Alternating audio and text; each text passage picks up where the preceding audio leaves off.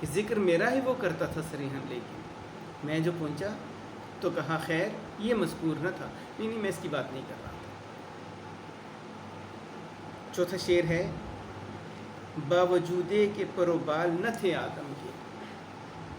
آدم علیہ السلام کو اللہ رب العزت نے اشرف المخلوقات تو بنایا، لیکن اڑنے کی صلاحیت نہیں دی کہ وہ خود سے اڑ سکے، جس طرح کہ پرندے اڑ سکتے ہیں، پنچھی اڑ سکتے ہیں، فرشتے اڑ سکتے ہیں. لیکن اتنا پھر اس کو مقام دے دیا، وہاں پہ پہنچا کہ فرشتے کبھی مقدور نہ تھا. ایک تو ہمارے ذہن میں یہ بات آتی ہے کہ جب معراج کی رات نبی کریم علیہ السلام سدرۃ المنتہا تک تشریف لے گئے تو وہاں پر جبریل امین رک گئے کہ اے اللہ کے رسول اس سے ایک بالشت بھر بھی تو کیا کہ میں ایک سوئی برابر بھی آگے نہیں جا سکتا. اگر میں آگے چلا گیا تو اللہ رب العزت کی ایسی تجلیات ہیں کہ میں جل جاؤں گا. کیونکہ اللہ تعالیٰ کے جلوے کو تو سیدنا حضرت موسیٰ علیہ السلام بھی برداشت نہیں کر سکے. وہ بھی کوہ طور پر جب اللہ کا جلوہ دیکھتے ہیں تو بے ہوش ہو جاتے ہیں. ان کے ساتھ آئے ہوئے جو دوسرے نمائندے تھے بنی اسرائیل کے، وہ فوت ہو جاتے ہیں. تو جبریل نے بھی انکار کر دیا، اور وہ موسیٰ علیہ السلام اور ان کے ساتھ جو افراد تھے انہوں نے زمین پر جلوے کی جھلک دیکھی، اللہ تعالیٰ کو نہیں دیکھا،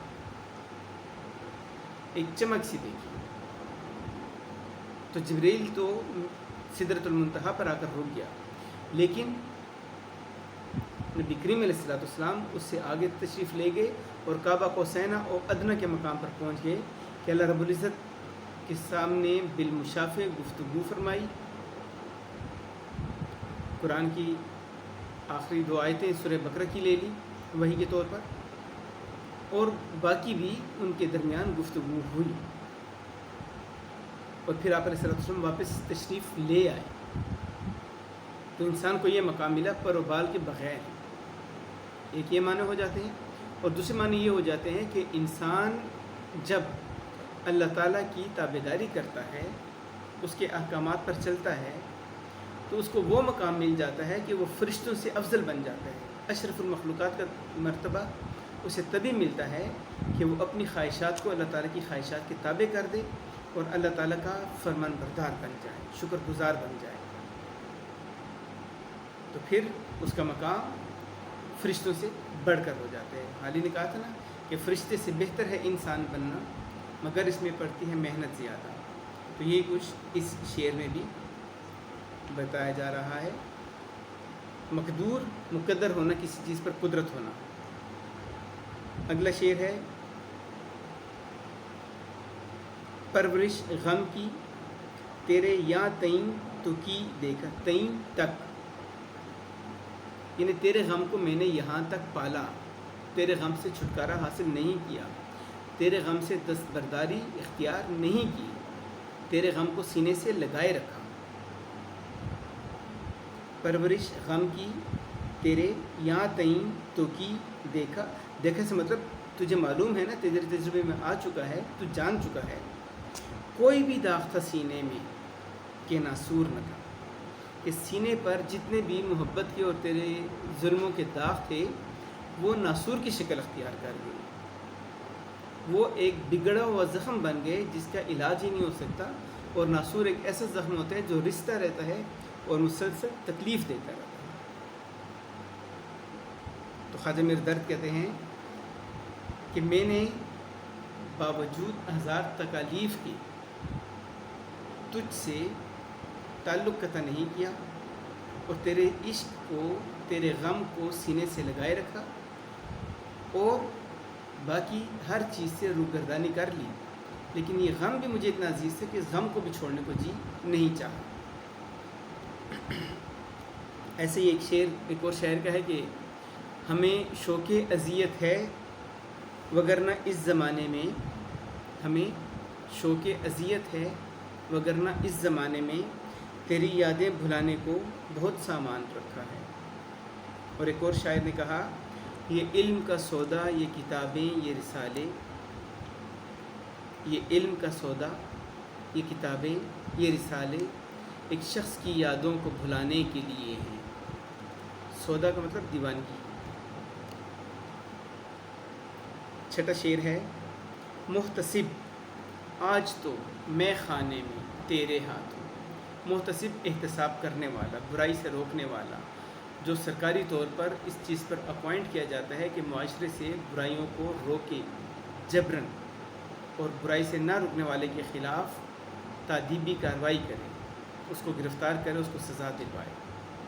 تو محتسب، جس کو آج کی زبان میں آپ تھانے دار یا پولیس والے کہہ سکتے ہیں، آج تو میں خانے میں تیرے ہاتھ ہوں، دل نہ تھا کوئی کہ شیشے کی طرح چور نہ تھا۔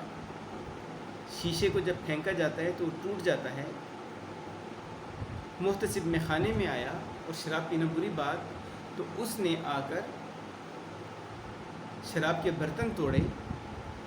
اس کو نہیں معلوم تھا، نہیں احساس تھا کہ میں شراب کے برتن نہیں توڑ رہا، بلکہ شراب پینے والوں کے دل توڑ رہا۔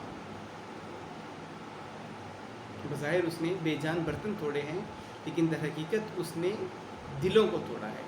اور چونکہ ایک صوفی شاعر ہے تو جانتے ہیں آپ کہ صوفیاء کی تعلیمات میں یہ ہوتا ہے کہ اللہ تعالیٰ دلوں میں بستا ہے۔ وہ خانہ کعبہ میں نہیں بستا، وہ آسمانوں میں نہیں ہے، وہ زمینوں میں نہیں، وہ انسان کے دل میں ہے، بلکہ ہر جاندار کے دل میں ہے۔ آپ کسی جانور پر بھی ظلم کرتے ہیں تو اللہ تعالیٰ اس سے بھی ناراض ہوتا ہے۔ یہاں تک کہ اللہ رب العزت نے فرمایا ہے کہ جو موذی جانور ہیں، سانپ، بچھو وغیرہ، ان کو بھی اذیت دے کر نہ مارا جائے، ان کو بھی اذیت نہ دی جائے، بلکہ اس طریقے پر مارا جائے کہ ان کو کم سے کم تکلیف، مرنے کی تکلیف کم سے کم ہو۔ تو شیشے کو دل سے تشبیہ دی ہے کہ تو نے شیشے توڑے، اور یہ شیشے نہیں توڑے بلکہ تو نے شراب پینے والوں کے دل توڑ دیے ہیں، اور تو نہیں جانتا کہ تو نے کتنا بڑا گناہ کیا ہے۔ اور یہ شراب معرفت کہلاتی ہے۔ اور محتسب سے مراد ملا، عالم جو کہ ظاہر بین ہوتا ہے، اس کی طرف اشارہ ہے کہ تو جو ہمارے عشق کی راہ کو غلط کہہ کر ہمارے خلاف فتوے دیا کرتا ہے، تو تجھے نہیں معلوم کہ ہم مخلوق خدا کی دل آزاری سے بچنے کے لیے ہر مسلک اور ہر مشرب کے لوگوں کو اپنی محفل میں جگہ دیتے ہیں۔ صوفیاء کرام کی محفل میں صرف ان کے ہم خیال نہیں آتے، بلکہ اسلام سے باہر کے افراد جو ہیں، کفار، ان کو بھی آنے کی کھلی اجازت ہوتی ہے۔ جبکہ مسجد میں ایک عالم کسی غیر مسلم کو داخل ہونے نہیں دیتا کہ یہ تو ناپاک ہے، یہ کیسے مسجد میں آ جاتا ہے۔ تو کچھ ایسی کیفیت کا ذکر کیا ہے درد میں۔ مکتب میں درد کے ملنے سے اے یار برا کیوں مانا، یار مجازی محبوب، محبوب حقیقی، دونوں کی طرف اشارہ ہے۔ اس کو کچھ اور سوا دید کے منظور نہ تھا، میں نے تجھ سے کیا لے لینا، صرف تجھے دیکھنا ہے۔ جیسا کہ موسیٰ علیہ السلام نے تقاضا کیا تھا اللہ تعالیٰ کو دیکھنے کا، ان کے ساتھ جو افراد آئے تھے انہوں نے کہا تھا کہ ہم اپنی آنکھوں سے دیکھیں گے، تو اللہ تعالیٰ دکھانے کے لیے وہ اپنے بندوں کو ساتھ لے آیا۔ اور منصور حلاج، جنہیں ہر چیز میں اللہ رب العزت کا جلوہ ہی نظر آتا تھا، اور انہوں نے دعویٰ کر دیا تھا ان الحق، جو ظاہر بین مفتیوں نے اور عالموں نے نہیں سمجھا، اور انہوں نے منصور پر کفر اور قتل کا فتویٰ جاری کر دیا۔ تو منصور نے بھی یہی کہا تھا کہ میں نے رب کو دیکھا ہے، تو رب کو دیکھنے کی یہ سزا دی جاتی ہے کہ موسیٰ ہو تو بے ہوش ہو جائے، پیغمبر کے ساتھ آنے والے ہوں تو مر جائیں، اپنی موت مر جائیں، اور جو خود سے اس مقام کو پا لے وہ قتل کر دیا جائے، اور قتل بھی انتہائی بے دردی کے ساتھ۔ ابھی آپ سے بات کی تھی میں نے کہ موذی جانور کو بھی تکلیف دہ موت نہیں دی جاتی، اس کو بھی مارتے وقت اذیت سے کام نہیں لیا جاتا، لیکن منصور کو انتہائی اذیت ناک طریقے سے شہید کیا گیا۔ اور یہ ہم پھر آگے ایک دو اور مقام ایسے آئیں گے جب کلاس میں اس پر تفصیل سے بات کریں گے انشاءاللہ۔ اللہ حافظ۔